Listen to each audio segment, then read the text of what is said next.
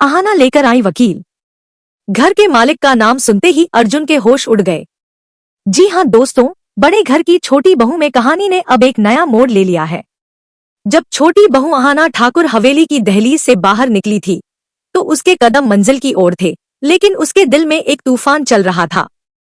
अर्जुन के वो शब्द, मुझे रिहाई चाहिए, तूने शादी का भूत उतार दिया, उसके कानों में गूंज रहे थे।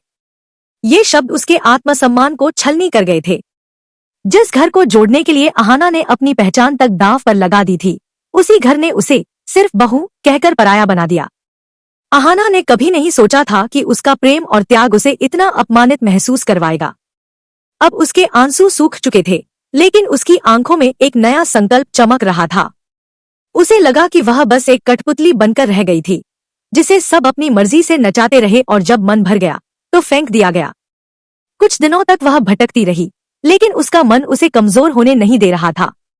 एक शाम उसकी मुलाकात हुई एक दबंग और अनुभवी वकील मीनाक्षी से, जो न्याय के लिए जीने वाली महिला थी। अहाना ने मीनाक्षी को अपनी पूरी कहानी सुनाई, कैसे उसने मूर्ति बनाकर परिवार को जोड़ने की कोशिश की और बदले में सिर्फ अपमान और ताने पाए। मीनाक्षी ने उसकी बात ध्यान से सुनी, उसके आंसू पोंछे और कहा, अहाना, तुम सिर्फ एक बहू नहीं हो। जिस घर को ठाकुर हवेली कहते हैं, वह अब तुम्हारा भी है। तुमने इस घर के लिए सब कुछ दांव पर लगाया है। कानूनी तौर पर तुम्हें अपने हक के लिए लड़ना होगा। इन शब्दों ने अहाना को नई शक्ति दी। उसे एहसास हुआ कि यह लड़ाई सिर्फ रिश्तों की नहीं, बल्कि उसके अस्तित्व और आत्मसम्मान की है। कुछ ही दिनों में ठाकुर हवेली में हलचल मच गई। उस सुबह सूरज की किरणें आंगन में पड़ रही थी और परिवार में रोज की तरह चर्चा चल रही थी। पिशिमोनी खुश थी कि अहाना चली गई है, लेकिन तभी दरवाजे पर दस्तक हुई। दरवाजा खुला और सब दंग रह गए। सामने अहाना खड़ी थी, लेकिन अब वह पहले जैसी नहीं थी। उसके साथ खड़ी थी वकील मीनाक्षी। हवेली में सन्नाटा छा गया। अहाना अब एक आत्मविश्वासी महिला बन चुकी थी। अर्जुन ने गुस्से में पूछा, अहाना, तुम यहाँ क्या कर रही हो? और ये कौन है? अहाना ने शांत नजरों से अर्जुन को देखा। वकील मीनाक्षी ने विनम्रता से कहा, नमस्ते, मैं मीनाक्षी हूँ, अहाना की कानूनी सलाहकार। हम यहाँ कुछ जरूरी कार्यवाही के लिए आए हैं। मीनाक्षी ने फाइल खोली और दृढ़ आवाज में बोली, कानूनी दस्तावेजों के अनुसार अहाना का इस संपत्ति पर पूरा हक बनता है।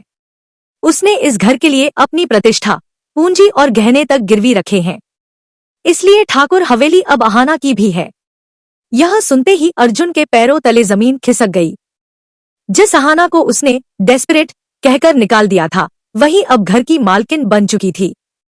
अर्जुन का चेहरा गुस्से और अविश्वास से भर उठा। यह सब क्या बकवास है अहाना? तुम्हें पैसे चाहिए थे तो सीधे मांग लेती, उसने चिल्लाकर कहा। अहाना ने दृढ़ आवाज में जवाब दिया, ड्रामा आपने शुरू किया था अर्जुन, जब आपने मेरा सम्मान नहीं किया, मेरे प्यार को मेरी गलती बताया।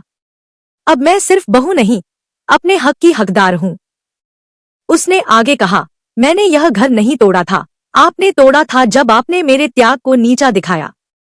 अब मैं लौटी हूँ, अपने हक और अपने आत्मसम्मान के साथ। वकील मीनाक्षी ने स्पष्ट किया कि यह सिर्फ शुरुआत है। अब अहाना के पास घर के फैसलों में हिस्सा लेने का कानूनी अधिकार है। अर्जुन के लिए यह सिर्फ संपत्ति का मामला नहीं था, यह उसके पुरुषांकार पर सीधा वार था। उसकी रिहाई अब उसकी सबसे बड़ी कैद बन चुकी थी। अब सवाल यह है, क्या अहाना अपने अपमान का बदला लेगी या इस शक्ति का उपयोग परिवार को फिर से जोड़ने के लिए करेगी? क्या अर्जुन अहाना के इस नए रूप को स्वीकार कर पाएगा? बड़े घर की छोटी बहू की यह वापसी ठाकुर हवेली में एक नए तूफान की शुरुआत है। अब देखना यह है कि यह तूफान रिश्तों को तोड़ेगा या फिर जोड़ देगा। अगर अहाना की ये नई ताकत आपको भी इंसाफ की याद दिलाती है तो कमेंट में लिखें। हक की लड़ाई अब शुरू हुई है। और देखना न भूलिए अगले एपिसोड में, जब यह तूफान रिश्तों की दीवारें हिला देगा।